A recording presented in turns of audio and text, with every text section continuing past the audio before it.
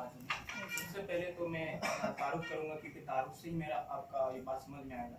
मेरा नाम मोहम्मद तस्लीम है, मैं बिहार के चंपारण बलरामपुर गांव में और मैं फिरौन के घर में मूसा पैदा हुआ हूँ। तो कहने का मतलब है कि मेरा नाना लगेंगे मौलाना मोहम्मद अली मदनी, जो बिहार के अभी अमीर हैं, उससे पहले 10-15 साल से हैं। हाँ, तो मैं कहना चाहूँगा वो 2012 में भी इलेक्शन हुआ था और अभी 2017 में इलेक्शन हुआ था। मेरे आंखों के सामने ये इलेक्शन हुआ 2012 में, एक वाक़या मैं बता रहा हूँ। तो वहाँ मैंने कहा कि वो बलरामपुर मदरसा के वो सदर भी बन गए और उसके बाद से बिहार के क्या होता है, बिहार के मतलब हेड बन गए दूसरे का। तो मैंने मुखालिफ किया क्योंकि आप एक आदमी को ज़्यादा पोस्ट अगर दिया जाता है तो वो मतलब नाहाली करेगा, वो उसका डिक्टेटरशिप होगा। तो उसके बाद क्या हुआ कि मेरा भाई वहीं बैठे थे और मैं उनके ही सरपरस्ती में, उनकी मतलब खैर में अपनी ज़िंदगी गुजारता था। तो वैसे किए, घर पर गए और मेरा क्या किया, पूरा मेरे जिस्म से कपड़ा उतार लिए, बैग उतार लिए, सब कुछ ले लिए और मैं जो समझिए कि नंगा सा हो गया और मैं बहुत डिप्रेशन में आ गया कि मैं क्या करूँ क्या करूँ। तो मैंने सोचा कि नहीं, मुझे इन लोगों से खिलाफ बोलना है और लड़ना है, तो मैं शहावत की दुनिया में जाऊँगा क्योंकि वहाँ से मैं पीसफुल तरीके से लड़ूंगा। तो मैंने दिल्ली के लिए कुछ किया और माशाल्लाह अल्हम्दुलिल्लाह मैं मास्टर कंप्लीट कर लिया हूँ और काम भी करता हूँ जर्नलिज्म में। और मैं अभी जामिया मिलिया इस्लामिया से टर्किश लैंग्वेज, अरबी, पर्शियन वगैरह सब सीख रहा हूँ क्योंकि मुझे फॉरेन अफेयर्स एक्सपर्ट बनना है। तो मैं आपको मैं लेकर आना चाहूँगा 2017 के वाक़या में। तो आप देखिए 2017 में हमारे गांव का एक बहुत फेमस मदरसा है मौलाना मजदुल हक, आप जानते होंगे, जो कि दीवानी गुलशन किताबों में लिखे गए हैं, जो कि बहुत फेमस है। बिहार हो, यूपी हो या बंगाल हो या बहुत सारे दूसरी कंट्री में फेमस है दीवानी गुलशन किताब के नाम से। तो मेरे सामने वो इलेक्शन हुआ, बाकायदा सब इलेक्शन हुआ।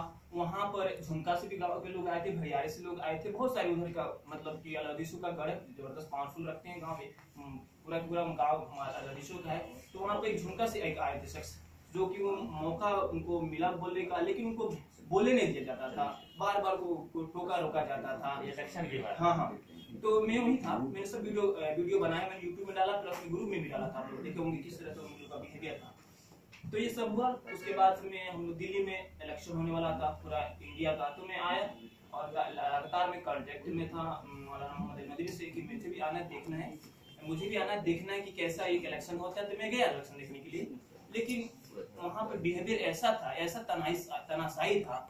मैं एक जर्नलिस्ट के एतबार से भी गया था और मैंने कहा कि नहीं, मेरे जानने वाले लोग भी हैं, मैं थोड़ा देखना चाहता हूँ। तो उन्होंने कहा एक बहुत जबरदस्त जालिमाना हरकत वाले शख्स पर्सनालिटी था, थोड़ा सा दाढ़ी था। उन्होंने कहा कि आप कैसे आए हैं? मैंने कहा मैं जर्नलिस्ट हूँ, मैं आया हूँ देखने क्या हो रहा है। तो मैंने उन्होंने कहा जाइए आप। मैंने कहा ठीक है मैं जाता हूँ, मुझे थोड़ा सा आप 1 मिनट रुक जा दीजिए, मुझे कॉल करने किसी को कि मुझे थोड़ा कोई सोर्स पर भी लग जाए कि मैं थोड़ा रुक के देखूँ। तो उन्होंने कहा नहीं अब जाइए, मुझे वो फ्रूटी दी पीने का, मैंने पीने लगा, अभी मैं पी ही रहा था, 2 थप्पड़ मारे मुझे इधर से और इधर से। मेरा कान पूरी तरह से 1 महीने तक मेरा कान पूरी तरह से बहिरा सा हो गया। 1 महीने तक मैंने दवा खाया। यहाँ पर आप देखेंगे ये जो कि मैंने कभी भी इस तरह से जब से ब्लोगर हासिल किया तब से मैंने कभी थप्पड़ नहीं खाया था। बचपन बदमाश था, लेकिन उसके बाद मुझे बहुत सॉफ्ट में था, मैं क्या करूँ।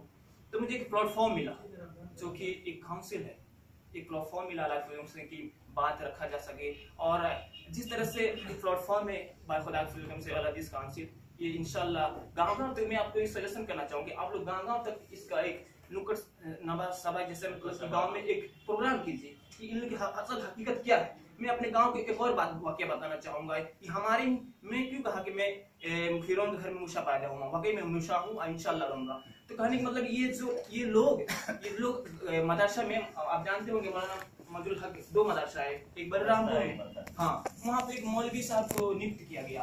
तो मतलब कोई किसी तरह से कोई तालीम हासिल नहीं की अच्छी तरह से, वो क्या होता है बिहार में फौकाने के लिए किसी तरह हासिल कर लो और किस तरह हो जाए। उन्होंने फर्जी तरीका से एक मतलब कंपटीशन एग्जाम कराया, उन्हीं को नियुक्त कर लिया गया, जबकि कुछ भी उनको मालूम नहीं है, कुछ भी मालूम नहीं है। ये हाल है।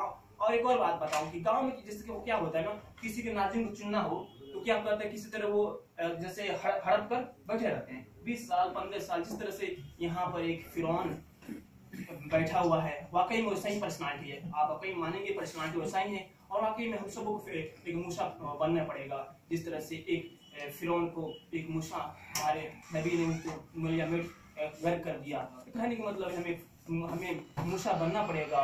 और एक और आपसे गुजारिश है कि आप प्लीज खुदा के हुक्म से आप जरूर स्कॉलरशिप आप ये जो काउंसिल है आप स्कॉलरशिप जरूर जारी कीजिएगा, क्योंकि हम जैसे जर्नलिस्टों को, हम जैसे मास कम्युनिकेशन करने वालों लोग, क्या होता है कि जब आप हायर स्टडी कर लेते हैं उसके बाद एक किसी से थोड़ा सपोर्ट चाहिए, थोड़ा मालिया के बाद सपोर्ट चाहिए, क्योंकि ये जरूरी है कि हमारे अगर सपोर्ट मिल जाए तो हम स्कॉलर हो सकते हैं, एक पीएचडी होल्डर हो सकते हैं।